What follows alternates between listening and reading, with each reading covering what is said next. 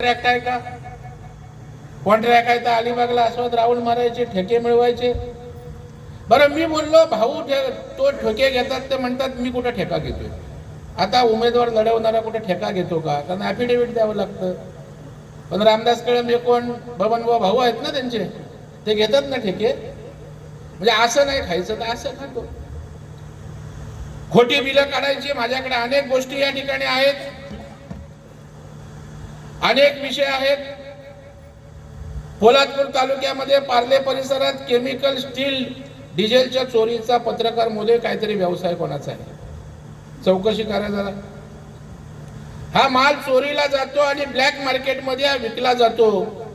ते जनतेची काय सेवा करणार?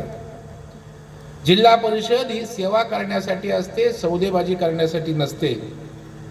आणि म्हणून जिल्हा परिषदेमध्ये दलाल नको, इमानदार स्वच्छ चारित्र्याचा लोकप्रतिनिधी हवा. तो आमचा केके कदम या ठिकाणी आहे. भ्रष्टाचाराचा कळस या लोकांनी मांडलाय. म्हणजे आपण म्हणतो ना मेलेल्या टाळूवरचं लोणी खाणं. ज्या वेळेला तळियाला मांडला आपत्ती आली, खरं म्हणजे आपण आपत्तीत त्या ठिकाणी मदत करत असतो, परंतु हे संधी शोधतात. आपण तालुक्यात ज्या ठिकाणी आपत्ती आली तिथे खरं म्हणजे तातडीनं पुनर्वसन होण्याची आवश्यकता होती.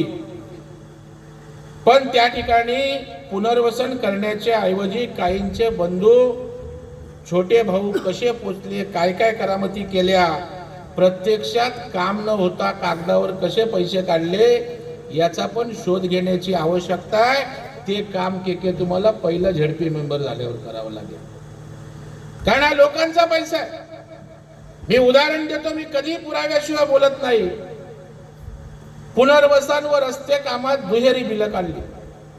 पितळवाडी केवनाळे तालुका पोलादपूर रस्ता आणि केवनाळे पुनर्वसनाची कामं जिल्हा परिषद आणि सार्वजनिक बांधकाम खाते दोन्ही खात्यातून दाखवली गेली. म्हणजे एकच काम पीडब्ल्यूडीचं आणि पुनर्वसनचं पण एकाच कामासाठी 2 वेळा बिले काढली गेल्याच्या तक्रारी जनतेसमोर आहेत. इतकंच नाही तर 30 कामं पुन्हा पुनर्वसन म्हणून दाखवून तिसऱ्यांदा पैसे काढले गेले. काम एकच, योजना वेगवेगळ्या आणि बिलं काढणं पुन्हा पुन्हा. देवील हावरे रस्त्याच्या कामासाठी सार्वजनिक बांधकाम खातं म्हाड मार्फत सुमारे 90 लाख रुपयाचं बिल काढलं, पण प्रत्यक्षात काम न करता बिल काढल्याची गंभीर तक्रार त्या ठिकाणी आहे. त्याच रस्त्याचं मुख्यमंत्री ग्रामसडक योजनेचं काम आर्यस कन्स्ट्रक्शन माणगाव यांच्याकडून नंतर तातडीनं करून घेतलं. म्हणजे काम दुसऱ्याकडून करून घ्यायचं आणि पूर्ण बिल मात्र कामाच्या अगोदरच काढून घ्यायचं. म्हणजे खाली न झालेल्या कामाचे पैसे काढले. जनतेच्या रस्त्यावर घोटाळे करणाऱ्यांना जिल्हा परिषदेमध्ये आपण जागा देणार आहात का, हा प्रश्न विचारण्यासाठी या ठिकाणी मी आलोय. जलजीवन मिशनचा गैरव्यवहार आणतो. केंद्र सरकारच्या जलजीवन मिशन सारख्या महत्वाच्या उपक्रमात पोलादपूर तालुक्यात जवळपास 75% कामं यांनीच आणि एजंटांकडे कशी गेली, हा खरा जनतेचा प्रश्न आहे. इतकी कामं करून सुद्धा एकही योजना आज पूर्णत्वास का गेली नाही? राजकीय दबाव वापरून अपूर्ण कामांची बिले काढली गेल्याच्या गंभीर तक्रारी आहेत. गरिबांच्या घरात पाणी पोचण्याऐवजी काहींच्या खिशात पैसा पोचला, अशा प्रकारची जनतेच्या मनामध्ये या ठिकाणी भावना आहे. आणि नरवीर तानाजी मालुसरेंना पण सोडलं नाही.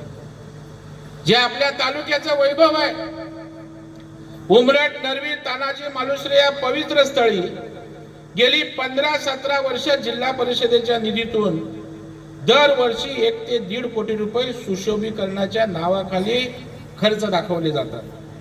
पण जनतेचा प्रश्न इतक्या वर्षात नेमकं काय बदललं, काम कुठं दिसतंय?